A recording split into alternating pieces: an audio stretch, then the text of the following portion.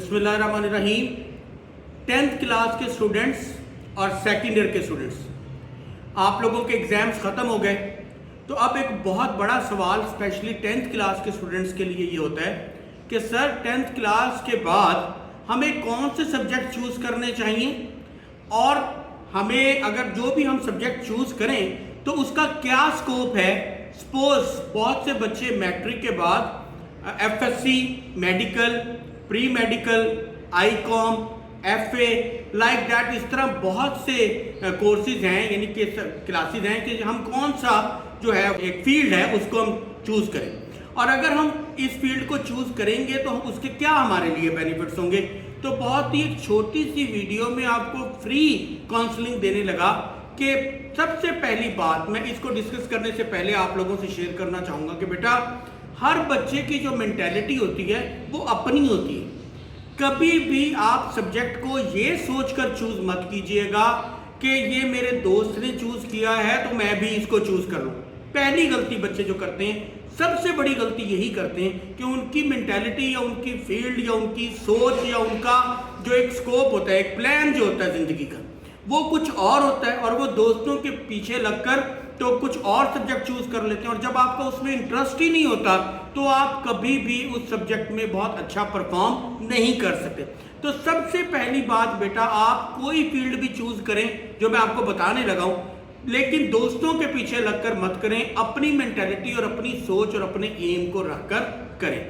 दूसरी बात, अगर यहां तक अभी तक मैट्रिक करने के बावजूद आपका कोई एम नहीं है तो सबसे पहले इंटरमीडिएट लेवल पे एटलीस्ट जाने से पहले अपना एक एम बनाएं कि what you have to do in your future life, कि आपको करना क्या है, आपको जाना किस फील्ड में। ठीक है, ये तो एक छोटी सी बात थी जो मैं आपको जरूरी समझता था बताना कि हमेशा सब्जेक्ट जब चूज करो तो इसमें अपना बेहतरीन इंतखाब करो और अपनी ज़ात को देखो कि मैं क्या कर सकता हूँ, क्योंकि आप कुछ भी करेंगे लेकिन बेहतरीन करेंगे तो इंशाल्लाह ताला वो बेस्ट ही होएगा। ठीक है, तो अब सबसे पहले मैं आपको बताऊं, आमतौर पर बहुत से स्टूडेंट ऐसे जो मैट्रिक साइंस के साथ करते हैं, क्योंकि ज़्यादातर स्टूडेंट्स जो हैं वो मैट्रिक साइंस के साथ ही करते हैं, उनके पास तो बेशुमार ऑप्शन है। यानी अब मैट्रिक साइंस में भी अगर सपोज आप FSC के मेडिकल के साथ बायो के साथ करते हो तो आपके पास FSC मेडिकल भी कर सकते हो, आप ICS भी कर सकते हो, आप FSC प्री इंजीनियरिंग भी कर सकते हो, आप FA भी कर सकते हो। मीन आपके पास तो बेशुमार ऑप्शंस मौजूद हैं।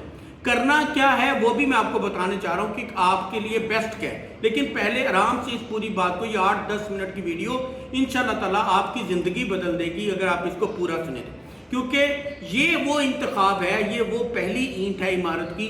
जब आप सही रख लेते हो तो इंशाल्लाह ताला आप बहुत ही अच्छी जगह पर जाकर एक अच्छी बिल्डिंग को बिल्ड कर सकते हो। तो ऐसे स्टूडेंट जिन्होंने मैट्रिक बायो रखी तो वो ये सारे ऑप्शन चूज कर सकते हैं, FSC medical, FSC pre engineering, ICS, ICOM, FA, कुछ भी। अब ऐसे स्टूडेंट मैट्रिक के जिन्होंने बायो नहीं रखी तो वो FSC प्री इंजीनियरिंग कर सकते हैं, वो आमतौर पे ICS कर सकते हैं, FA कर सकते हैं, ICOM। और जिन्होंने मैट्रिक आर्ट्स के साथ किया था तो उनके पास ऑप्शन बच जाते हैं कि वो ICOM कर सकते हैं और FA कर सकते हैं। अब सबसे पहली बात तो यह है कि जो लोग FSC मेडिकल करते हैं, यानी कि उनका FSC मेडिकल करने का क्या क्या स्कोप है और वो क्या कर सकते हैं। सबसे पहले जो FSC मेडिकल वाले स्टूडेंट हैं वो आगे चल के इन फ्यूचर कॉमन जो चीज़ है वो MBBS कर सकते हैं, फार्मेसी कर सकते हैं, इसी तरह डेंटिस्ट बन सकते हैं, लाइक दैट। अगर इस तरह इस लेवल पे आप FSC मेडिकल करने के बाद नहीं भी जाते, फिर भी आपके पास ऑप्शन है कि आप 2 साल का डिप्लोमा करें, सिंपल 2 ईयर डिप्लोमा करें, नर्सिंग का कर लें, वो ऑपरेटिंग थिएटर जो होते हैं, ऑपरेशन थिएटर, वहाँ पर उसके भी डिप्लोमाज होते हैं। ठीक है, और भी इस तरह, यानी आप सिंपल 2 साल का डिप्लोमा करें और किसी भी हॉस्पिटल में जाकर आप एज अ नर्सिंग की, एज ए टेक्नीशियन की, यानी वो आप इजीली जॉब कर सकते हैं। तो ये भी FSC मेडिकल वालों के लिए स्कोप है, लेकिन बेस्ट तो ये है कि आप MBBS करें या आप फार्मेसी साइड पे चले जाएं, या आप जो है वो डेंटिस्ट बन जाएं, फिजियोथेरेपिस्ट बन जाएं, या BS तो है ही है, BS भी आप कर सकते हैं, बॉटनी, जूलॉजी, जिस भी फील्ड में जाएं। तो ये तो उन लोगों के लिए था, उन स्टूडेंट के लिए था जो BSc यानी कि जिन्होंने मैट्रिक किया विद बायोलॉजी। अब वो स्टूडेंट जिन्होंने मैट्रिक साइंस के साथ तो किया लेकिन बायो नहीं रखा, उनके लिए सबसे पहली बात एफएससी प्री इंजीनियरिंग होता है।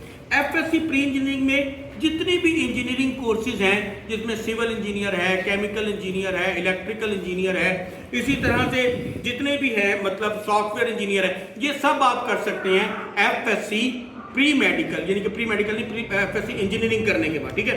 फिर उसके अलावा इसमें स्कोप है, बीएस होता है 4 साल का, जिसमें आप एरोस्पेस के हैं, वो जो हवाई जहाज वगैरह बनाते हैं, सिमिलरली सॉफ्टवेयर इंजीनियर है, लाइक दैट। ये सब आप एफएससी जो प्री इंजीनियरिंग है वो करने के बाद कर सकते हैं। अब उसके बाद बहुत से ऐसे स्टूडेंट जो मैट्रिक में कंप्यूटर पढ़ते हैं, उनके लिए जो फील्ड है, अब मैं आपको ये बताने लगा जो आपके लिए मेन एम है। आप आईसीएस करते हो, लेकिन आईसीएस के बाद आपको स्कोप किस चीज़ का रखना चाहिए, क्या सोच के आपको किस फील्ड पे जाना चाहिए।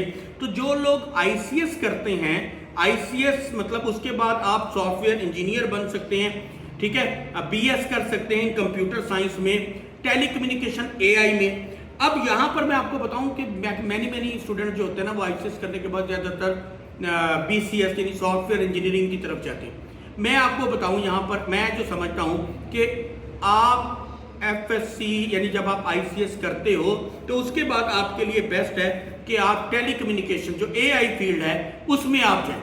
आजकल बहुत स्कोप है इसका, और अगर आप इसको अच्छे तरीके से कर लेते हैं तो आप एक अच्छी सैलरी हैंडसम अमाउंट अर्न कर सकते हैं। और चौथा ऑप्शन, अगर जो लोग अब आईकॉम, बहुत से लोग सीए की तरफ जाते हैं या एसीसीए की तरफ जाते हैं, तो वो लोग जिन्होंने आईकॉम किया होता है वो इस साइड पे जाते हैं, क्योंकि ये बिजनेस लाइन है। बीबीए आप कर सकते हैं, इसके अलावा अगर आप चाहें एफबीआर के महकमे में जा सकते हैं, मार्केटिंग कर सकते हैं, इसके अलावा आप एमबीए कर सकते हैं, वो स्टूडेंट जो आईकॉम करते हैं। तो आईकॉम को भी लाइटली नहीं लेना चाहिए। ये वो स्टूडेंट भी कर सकते हैं जिन्होंने एफए आर्ट्स के साथ किया हुआ है, ठीक है, ये बहुत बड़ी बात है। यानी आईकॉम आप कर सकते हैं, इसके अलावा आप बीएस अकाउंटिंग कर सकते हैं, इसकी भी बहुत सी स्कोप है। और जो एफए कर सकते हैं, एफए को भी बहुत से लोग लाइटली लेते हैं, वो अब हम एफए करें, एफए के भी बेशुमार स्कोप है, लेकिन बशर्त ये कि जो भी करें बेहतरीन करें, ठीक है। तो अब इसी तरह से, लेकिन अब मैं आपको वो बात बताने लगा जो मैंने आपसे वीडियो के शुरू में वादा किया था, और वो ये था कि आपको क्या करना चाहिए।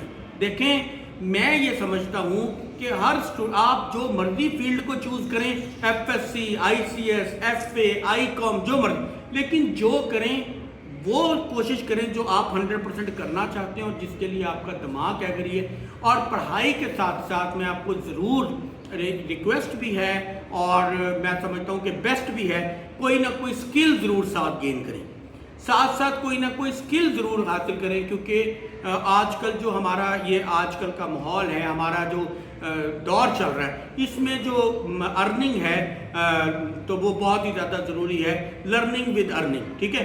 तो कोई ना कोई स्किल आपके पास होगी तो कभी आपको अपनी ज़िंदगी में किसी भी तरह अकोमोडेट करने के लिए वो स्किल आपके काम आएगी, ठीक है। तो आप स्किल स्पेशली कंप्यूटर की फील्ड में कोई स्किल गेन कर लें या जैसे भी है। तो ये कुछ फील्ड थी और ये उसके स्कोप थे जो आप, मेरा जहाँ तक ज़ाती ख्याल है कि मैट्रिक के बाद इनमें से अब आपको आसानी होगी कि हम आगे चल के क्या बनना चाहते हैं, तो हम कौन से सब्जेक्ट को चूज़ करें, तो हम इंशाल्लाह ताला अपने इस गोल्स को इस तरह अचीव कर सकते हैं। तो होप्स हो कि ये वीडियो आपके लिए फ़ायदेमंद साबित हुई होगी। इससे ज़्यादा जो भी काउंसलिंग की बात होंगी वो भी आपके साथ करते रहेंगे। अगर मेरे यूट्यूब चैनल को आपने सब्सक्राइब नहीं किया तो अभी कर लें, ताकि आपको मज़ीद इस तरह की इन्फॉर्मेटिव वीडियो मिल सकें। शुक्रिया, अल्लाह।